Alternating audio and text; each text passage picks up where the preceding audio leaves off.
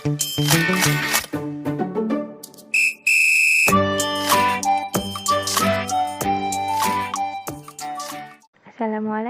apa kabar anak-anak?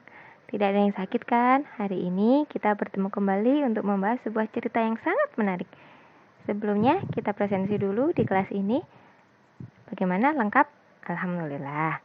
Baik, sekarang tolong pimpin berdoa dulu. Yang memimpin doa adalah siswa yang datang paling awal. Silakan. Nah, anak-anak, hari ini Bu Guru membawa sebuah gambar. Coba perhatikan gambar yang Ibu bawa. Dan yang bisa menjawab pertanyaan Ibu akan mendapat 1 bintang. Anak-anak boleh mengumpulkan banyak bintang hari ini. Di akhir pembelajaran, yang paling banyak memiliki bintang akan memimpin doa pulang. Siap? Oke, sekarang perhatikan gambar dari Bu Guru. Nah, ini adalah gambar yang dibawa Bu Guru hari ini. Bagaimana? Bagus kan? Nah, ada yang tahu gambar apakah itu? Ya, benar. Gambar itu adalah gambar di sebuah buku di perpustakaan. Buku itu sangat menarik dan banyak sekali pesan moralnya. Jadi, jika anak-anak ingin tahu lebih banyak tentang buku itu, anak-anak harus banyak membaca ke perpustakaan.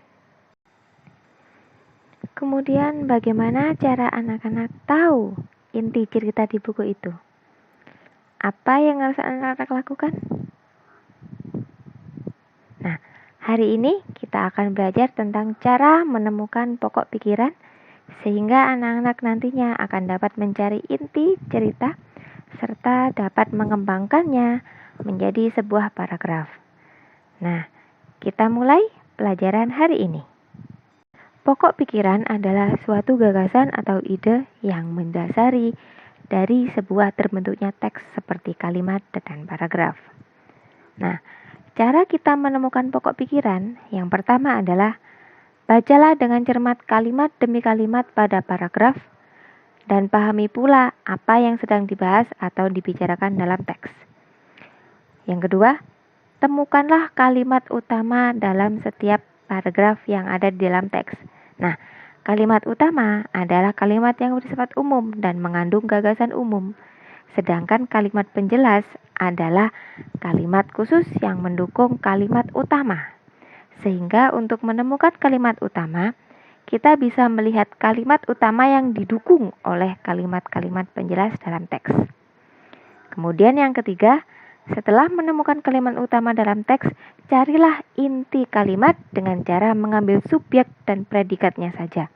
Lalu, simpulkan gagasan utama atau pokok pikiran paragraf. Bagaimana? Sudah paham anak-anak? Untuk lebih memahami cara menemukan pokok pikiran, kita akan melakukan diskusi kelompok. Bu Guru akan membagi anak-anak dalam beberapa kelompok.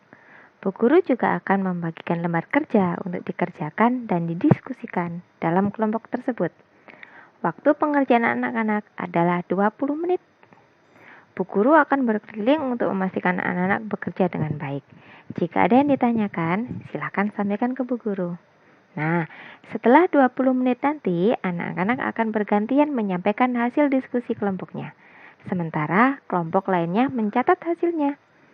Baiklah, Bu Guru akan membagi kelompoknya sekarang dan memberikan lembar kerja untuk anak-anak. Dan selamat bekerja. Dikisahkan pada suatu hari yang terik Kancil merasa haus dan kelaparan. Tubuhnya terasa lemah setelah seharian tak menemukan makanan. Hingga ia tiba di suatu sungai yang airnya cukup dalam dan cukup deras arusnya.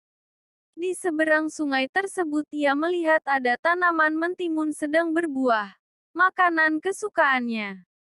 Ia pun sangat gembira dan berniat segera menyeberangi sungai dan makan mentimun segar di seberang sungai. Namun tiba-tiba datang seekor buaya yang menghadang dan berniat memakannya. Kancil pun mundur ketakutan. Tapi rasa laparnya makin menyiksanya. Sehingga ia pun berpikir keras. Lalu ia punya ide. Ia berkata kepada buaya yang hendak menyantapnya. Ia bertanya kepada buaya tersebut apakah ia sangat lapar sehingga akan memangsa dirinya. Si buaya menjawab bahwa sebenarnya ia tidak terlalu lapar karena habis memangsa ular yang cukup besar. Namun kancil baginya adalah camilan. Lalu kancil punya ide cemerlang. Ia mengatakan kepada buaya bahwa pada saat ini dirinya sedang dalam kondisi lapar, sehingga tubuhnya kurus kering.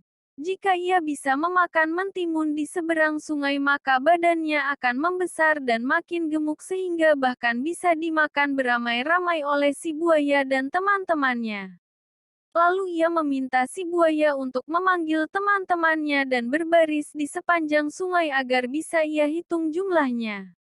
Si buaya pun lalu memanggil teman-temannya dan mereka pun berbaris rapi di sepanjang sungai yang terbentang hingga ke bagian seberang tempat lahan mentimun itu ada. Kancil pun lantas menginjak barisan buaya itu, satu persatu sambil menghitungnya. Setelah sampai pada buaya yang ada di barisan terakhir maka ia pun melompat dan sampai di seberang sungai. Lalu ia berkata agar para buaya tenang menunggu di sungai sambil berendam menyejukkan diri di dinginnya air sungai pada saat hari siang yang terik tersebut. Sementara ia akan menyantap mentimun segar yang ada terlebih dulu agar badannya bisa segera membesar. Sang kancil pun lalu memakan mentimun tersebut dengan tenang dan lahapnya tanpa khawatir akan dikejar buaya hingga sampai ke daratan. Setelah ia merasa kenyang, lalu ia berkata kepada para buaya yang menantinya.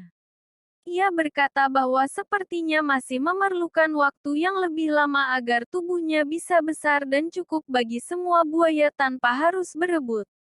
Jadi ia pun berpamitan kepada para buaya tersebut dengan alasan ia mau mencari makanan lainnya dulu supaya badannya bisa menjadi makin besar. Lalu ia pun segera berlari dengan cepat meninggalkan sungai dan para buaya tersebut. Pelajaran yang dapat dipetik dari kisah ini ialah kekuatan badan akan kalah dengan kecerdasan otak. Namun tentunya hal ini harus dimanfaatkan untuk suatu tujuan yang baik ya bun. Dalam kisah ini kancil mampu menyelamatkan dirinya dari mangsa buaya dan sekaligus mampu mengubah ancaman dan halangan justru menjadi peluang dan sarana guna mencapai maksud dan tujuannya. Oleh karenanya penting sekali memiliki kecerdasan berpikir, agar bisa survive dan sukses dalam hidup. Nah, kita sudah sampai di akhir diskusi. Wah, ternyata anak-anak sudah memahami materi hari ini ya. Anak-anak dapat membuat sebuah paragraf baru untuk sebuah cerita tentang kancil dan buaya. Dan ternyata menemukan pokok pikiran lalu mengembangkannya menjadi sebuah paragraf ternyata tidak sulit kan? Yang harus dilakukan anak-anak adalah membaca cermat, menemukan kalimat utama dan kalimat penjelas, dan yang terakhir mencari inti kalimatnya. Mudah bukan? Bagaimana? Anak-anak senang hari ini? Apa saja yang sudah anak-anak dapatkan setelah belajar diskusi di kelas? Jika ada yang belum paham, silakan ditanya. Nah, terima kasih untuk hari ini. Semoga apa yang kita kerjakan mendatangkan manfaat dan barokah bagi kita semua. Sebelum mengakhiri pelajaran hari ini, silakan dipimpin doa oleh pemilik bintang terbanyak hari ini. Silakan. Bu Guru akhiri, terima kasih. Wassalamualaikum warahmatullahi wabarakatuh.